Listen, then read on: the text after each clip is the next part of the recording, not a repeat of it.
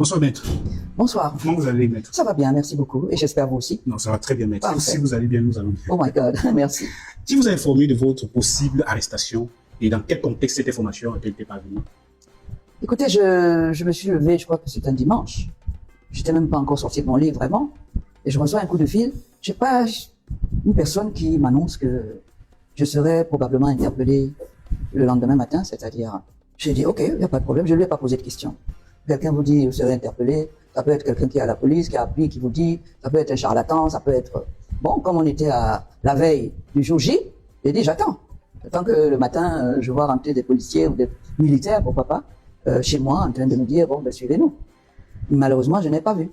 Est-ce que jusqu'ici, vous avez déjà un jour reçu un appel d'une autorité administrative? Absolument pas. Absolument pas. C'est peut-être quelqu'un qui voulait vous faire peur. Mais non, on voulait pas me faire peur parce que c'est difficile de me faire peur. Même si c'est vrai, quand on veut m'arrêter, j'ai peur de quoi? Honnêtement. À mon âge, et avec le métier que j'ai pratiqué pendant plus de 50 ans, j'ai vu des arrestations, des mandats de dépôt, des mandats d'arrêt circuler entre mes mains. Il y en a des milliers. Donc, si ça m'arrive à moi, après plus de 50 ans de pratique du barreau, il n'y a rien qui va me surprendre, mais aussi il n'y a rien qui va me faire peur. Et je sais que l'environnement actuel au Cameroun est délétère. C'est-à-dire que ce n'est plus tout à fait la loi qui guide l'action de ceux qui administrent le pays. Ce n'est plus la loi. Ils ont changé la boussole. Ce n'est plus la loi, c'est le desiderata de quelqu'un, c'est quelqu'un qui est placé à un poste donné à un moment donné qui pense qu'il est la loi. C'est d'ailleurs, je pense que c'est de là que ça vient. Ça vient, toute cette histoire-là, de l'intervention de monsieur le ministre de l'administration territoriale, qui a eu des discours dans lesquels, sans me nommer expressément, il m'a visé. Nous allons revenir là-dessus. Mais voilà. Donc c'est lui qui a semé toute cette pagaille-là. Ça vient de... Depuis cette annonce, ressentez-vous une forme de pression ou même de peur Pas du sur ce qui tout. pourrait arriver? Absolument pas. Vous savez, quand on est un citoyen libre et de bonnes mœurs, comme moi, quand on a été le témoin de l'histoire de son pays comme je l'ai été, parce que le président de la République actuelle, qui est là depuis 43 ans, était d'abord directeur de cabinet, il était Premier ministre avant de devenir président. Donc, avant qu'il n'ait la charge présidentielle, il était tout à fait abordable. Et j'ai eu l'occasion de l'aborder à l'occasion des dossiers que je traitais et qui, dans lesquels le gouvernement intervenait, et c'était lui, à cette époque-là, qui était le chef de gouvernement. Et on s'est vu, on a discuté, cherché des solutions, j'en ai ramené. Donc pour moi, le président Biya, je ne suis pas une inconnue pour lui. Il sait que je ne suis pas une personne malhonnête. Il sait que je suis un citoyen libre et de bonne mœurs.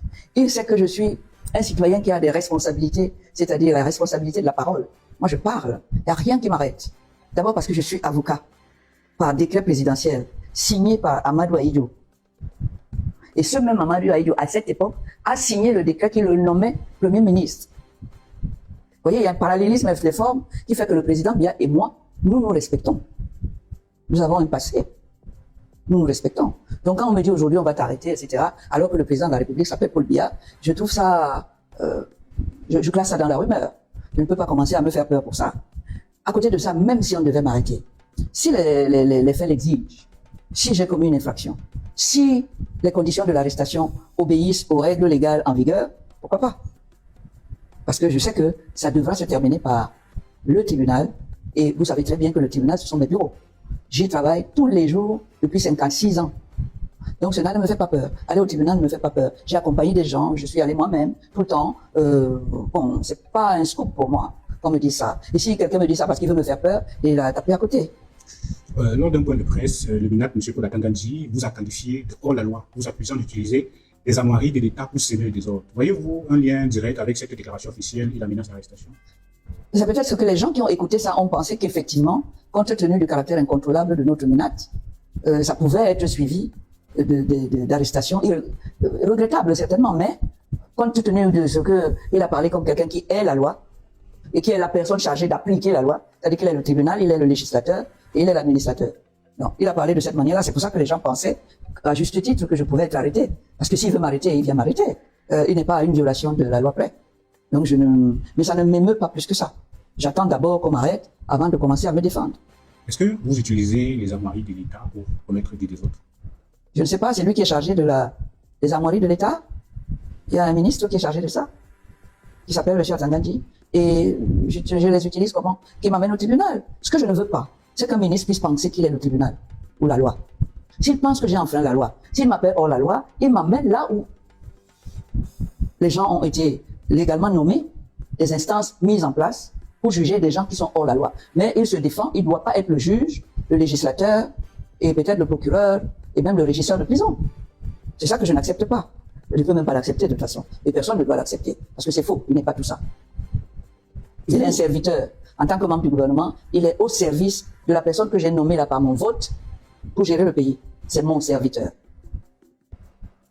Que répondez-vous à ceux qui estiment que votre engagement dépasse les limites légales et institutionnelles? Ce qui m'emmène dans les tribunaux, parce que c'est les tribunaux qui peuvent dire que mon comportement dépasse les limites institutionnelles. Est-ce qu'il y a une institution plus forte que le peuple qui nomme le président de la République?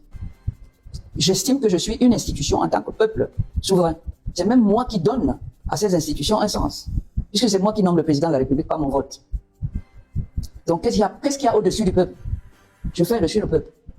Je suis parmi ceux qui nomment le président de la République et qui lui donnent le pouvoir et les moyens de recruter des ministres et autres pour l'aider dans la tâche de serviteur que je lui ai confiée. On est clair? Bon, à partir de ce schéma-là, où est-ce que je dois avoir peur là-dedans? De qui? Qui a plus de pouvoir que moi? Bien n'en a pas de plus que moi. C'est moi qui l'ai nommé. C'est moi qui l'ai élu. Quand on vous dit pouvoir souverain du peuple, vous ne prenez pas ça au sérieux? Vous croyez que c'est la rigolade? Il est président parce que j'ai voulu. Et il est venu demander. Il a fait acte de candidature. Et je lui ai dit, bon, tu peux nommer des gens pour t'aider dans cette lourde tâche que constitue le chantier des droits de l'homme, c'est-à-dire pour me protéger. Atangandji est là pour me protéger, pas pour ressortir ses yeux de crocodile pour me menacer. Ça ne me fait pas. Il est mon serviteur. Qui vient ici dire qu'il n'est pas là, mon serviteur. Qui le paye à la fin du mois. Qui le paye à la fin du mois. Sans nos impôts, non. C'est le peuple qui le paye. Ce n'est pas bien. Votre parcours est marqué par des combats forts et constants. Avez-vous parfois le sentiment que le système cherche à vous faire taire? Non, moi je n'ai pas le sentiment que le pouvoir cherche à me faire taire. Sinon, qu'est-ce que je vais vous donner pour illustrer ça? Qui cherche à me faire taire? Moi, le président de la République, je vais même lui demander une audience bientôt, tiens, pour vous montrer que je n'ai pas peur. Les gens me disent non, non, si je veux parler au président de la République, je fais une demande d'audience, je cherche à lui parler. Je suis un citoyen, c'est nous qui l'avons voté pour être là-bas. Je vais avoir peur de qui? La police, nous payons la police pour assurer notre sécurité, à la tienne, la mienne, pas pour nous matraquer ni rien du tout. Donc je n'ai pas peur, j'ai une police qui fonctionne, qui connaît son rôle, qui connaît ses limites, qui sait pourquoi elle est là, qui la paye et pourquoi faire. Maintenant, c'est quand il y a des abus, quelqu'un qui pense qu'il est au-dessus de ça. C'est là et qui m'attaque. C'est là où je vais me défendre sauvagement. Comment votre entourage réagit-il face à ces informations de votre station? Sentez-vous du soutien ou plutôt de la crainte autour de vous? Bah, écoutez, mes enfants ne souhaitent pas qu'on arrête leur maman, c'est évident. Mais ils savent aussi que leur maman ne sera pas arrêtée aussi facilement et aussi illégalement. Parce qu'ils ne voient pas ce que leur maman a fait pour qu'on puisse venir l'arrêter. Elle est bandite, non. Elle est escroc, non. Elle a géré les fonds publics, elle les a détournés, non. Alors vous allez venir m'arrêter, pourquoi? Je n'ai jamais touché aux fonds publics. Ils vont venir me... Parce que quand vous arrêtez quelqu'un, c'est parce qu'il a commis une faute. Une faute qui est une violation d'une loi de la République. C'est là qu'on arrête les gens. Ou qu'on peut arrêter les gens. Parce que ce n'est pas automatique. Bon, pour le moment, je ne vois pas qui peut prétendre que j'ai commis une infraction qui lui cause un préjudice, qui lui donne le droit de se plaindre. Sinon, je crois que M. le bâtonnier a parfaitement répondu à M. le ministre. Il lui a dit, vous parlez de quoi? Plaignez-vous, écrivez une plainte contre elle. Il ne sera pas capable d'écrire la plainte. Il va avoir peur de se ridiculiser. Parce qu'il n'y en a pas. Mais il va avoir peur. Et le monsieur le bâtonnier, c'est le patron, non? Du barreau. Il a dit qu'il saisit le bateau, veut que le bâtonnier me rappelle à l'ordre, il donne des instructions au barreau du Cameroun. Il ne connaît pas le Cameroun. Tout sauf ça. Il ne connaît pas. Ce n'est pas parce que le bâtonnier Yondo est mort. Il a laissé les empreintes. On continue. Le bâtonnier dit, saisissez-moi d'une plainte. Motivez votre plainte, je me plains contre Maître Alice Combes parce qu'elle a voulu telle loi. Je suis hors de la loi, n'est-ce pas? Parce que là, il faut viser les lois que j'ai. Il n'est pas capable. Parce qu'il n'y en a pas. Il a dit que vous utilisez les armoiries. Je dis que le bâtonnier lui a dit, bon, écrivez la plainte. Blablabla devant un micro, parce qu'on est dans son bureau, on a deux gendarmes à droite, à gauche. C'est pas ça. Maintenant, il faut sauter le pas. Je suis hors de la loi, il faut qu'il saisisse les instances compétentes qui existent en la matière. Croyez-vous que le ministre n'est pas dans son rôle? Quel rôle? Le rôle de saisir le barreau. Qu'il les saisisse alors. Mais il y a une forme, il y a la forme. Et il y a le fond. Pour le moment, il est en train de violer la forme. Il croit que de son bureau de ministre, un ministre c'est un serviteur, c'est un exécutant. Le président peut parler parce que c'est un élu. C'est nous qui l'avons nommé là. Le ministre c'est un serviteur. Je n'ai pas affaire à un ministre. C'est pas mon niveau. Mon niveau, c'est le président de la République. C'est moi qui l'ai nommé. Je connais le mandat qu'il a. Je sais ce qu'il doit faire en exécution de ce mandat. Je peux l'interpeller pour lui dire, vous n'êtes pas en train de faire ce qu'on vous avez dit. Et éventuellement, un jour, s'il revient pour qu'on renouvelle, je peux lui rappeler que on t'a donné, voilà ce que tu as fait de bête, d'idiot, de méchant, de criminel, etc. On ne te renouvelle pas. Mais je le fais dans des cadres légaux déterminés. Je ne me mets pas derrière le bureau en disant je suis minate ou je sais pas quoi là. C'est pas comme ça que ça se passe dans une république. Le minate n'est pas ministre de la justice déjà. Nous avons à la justice un magistrat de haut niveau, hors hiérarchie. Magistrat. Il a jugé, il était dans des tribunaux ici, à Bafoussam, partout. Aujourd'hui, il est ministre d'État, ministre d'État. Ce que n'est pas, comment il s'appelle là? Monsieur Atanadji. Le ministre de la Justice est un ministre d'État, au-dessus. Et s'il y avait quelque chose, je suis dans son département. C'est lui qui peut me parler. Mais Atanadji vient faire quoi dans notre ministère? Et là aussi, il va arracher la place du ministre d'État, ministre de la Justice, garde des Sceaux. Vous ne trouvez pas qu'il exagère? C'est le seul ministre qui gesticule, qui bavarde, qui caquette. Le ministre de la Justice est là, c'est pas n'importe qui. Non seulement il est tout ça. Attention, il a été directeur de cabinet civil. Il a travaillé avec la présidence. Proche du président. Conseiller là-bas. Attends, il y a quel background. Je le laisse là-bas, caqueter là-bas dans son coin, c'est pas mon problème. Malgré le risque, maître, vous continuez à vous exprimer librement. Qu'est-ce qui vous donne la force de cette détermination? Je suis le peuple souverain. Je jouis de tous mes droits fondamentaux. Je reste dans ce cadre et j'en jouis comme je veux. Parce que c'est l'obligation du président de la République que j'ai élu. De créer ce cadre pour que je puisse les exprimer. Vous comprenez? Et c'est lui qui protège mon droit de m'exprimer. Ok, maître, malgré le risque, vous continuez à vous exprimer librement. Qu'est-ce qui vous donne la force et cette détermination? J'ai la force d'un citoyen libre qui vit dans son pays, qui est un état de droit. Bon, un état de droit, c'est quoi? C'est un état qui a des droits, qui lui-même, il les respecte. Et ces droits sont étagés. En haut, vous avez les conventions internationales des droits de l'homme que nous avons ratifiées, qui me donnent la liberté d'expression. C'est au-dessus de la Constitution. Donc quand j'ai le droit de m'exprimer, dans un pays comme le nôtre, je m'exprime. Parce que, vous le savez, je suis la première avocate ici. J'ai des messages à passer pour les générations futures. Je ne peux pas rester là comme, je ne sais pas, un petit lapin qui a peur et ne pas faire mon job, accomplir ma mission de pionnière qui a des messages à laisser sur son passage. Pour moi, c'est une mission divine. Personne ne peut m'empêcher ça. Ça me donne donc le devoir de parler, d'utiliser ma liberté d'expression, protégée par un décret du président de la République qui, en 1971, a fait de moi un avocat, c'est-à-dire quelqu'un qui a le droit de parler au nom et pour le compte des autres, y compris devant les tribunaux. Ok, mais... Pour vous dire, alors si j'ai ce droit-là, et j'ai prêté serment de le faire, ou devant la Cour suprême, du Cameroun, présidé par l'excellent président, M. Nguini, aujourd'hui il est disparu. Alors quand j'ai tous ces droits-là, tous ces attributs de parleur, c'est Atanadji qui va venir m'empêcher de parler? Enfin, soyons raisonnables. Atanadji n'était pas là quand j'ai eu tout ça. Des décrets qui m'ont donné le droit, des décrets présidentiels. Comme celui qui pense que quand il y a le décret présidentiel, il pense qu'il doit se mettre sur... Non, son décret n'est pas plus haut que le mien. Parce que mon décret à moi a été signé par la même personne qui a signé le décret de celui qui est président aujourd'hui. Il faisait de lui le Premier ministre. Peut-être que M. Atanadji ne le sait pas.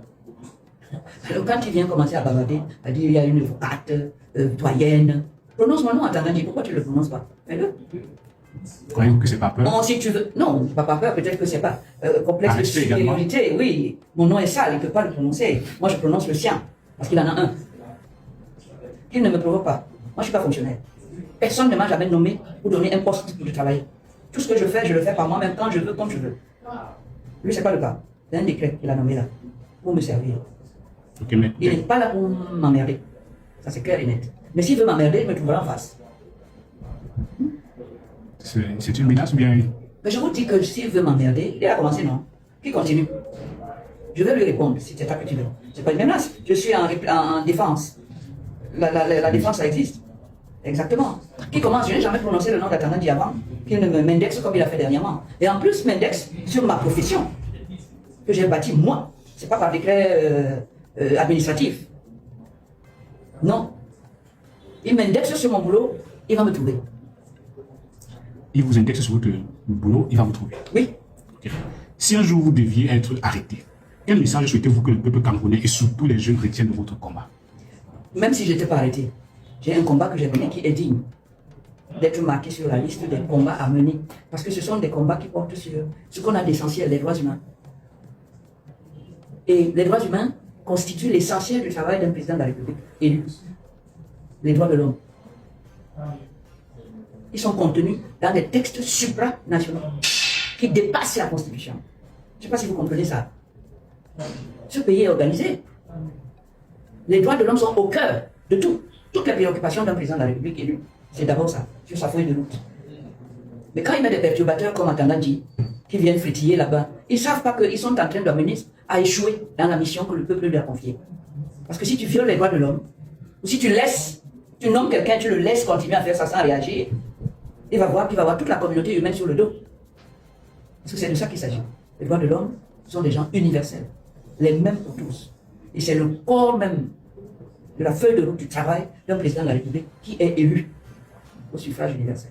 Il faut que le président Biya fasse comprendre ça à ce ministre-là qui embête tous les autres d'ailleurs. Vous avez déjà vu un autre ministre parler? Il n'y a pas un ministre chargé de la communication. Porte-parole. Vous voyez comment il met du désordre dans tout. Mais le peuple Biya le laisse comme ça. Il dérange tout le monde. Il est le seul à se mélanger de tout et de rien. La justice, c'est lui. L'AT, c'est lui. Mais c'est que les ordres de ça, monsieur le président. Vous laissez que votre gouvernement soit un gouvernement de la cacophonie. En tout cas, il ne gouvernera pas vos électeurs comme nous. Hein. Lors de cet entretien, maître, pour terminer cette dernière question, vous avez dit que vous devez demander de l'audience au président Kouroukou. Oui, je vais lui demander l'audience. C'est en tant que président de la République. En tant que président de la République. Ça veut dire que votre discours change. Vous connaissez déjà, vous, le président Kouroukou. Mais il est là, président de la République ou pas? Si je dis aujourd'hui que j'écris au président de la République du Cameroun, qui est-ce qui va recevoir la lettre? C'est lui, non? Si vous me dites que c'est lequel, si j'envoie, j'écris à monsieur le président de la République du Cameroun, à Yaoundé, ce n'est pas Paul Biya qui va recevoir ça. À ce moment-là, oui. Ou alors je n'écris pas. Ok. Alors, maître Ndeye Moulou Fandani, nous sommes 30 décembre. Bonne année à tout le monde. Okay. Bonne année à notre président de la République que j'aime beaucoup.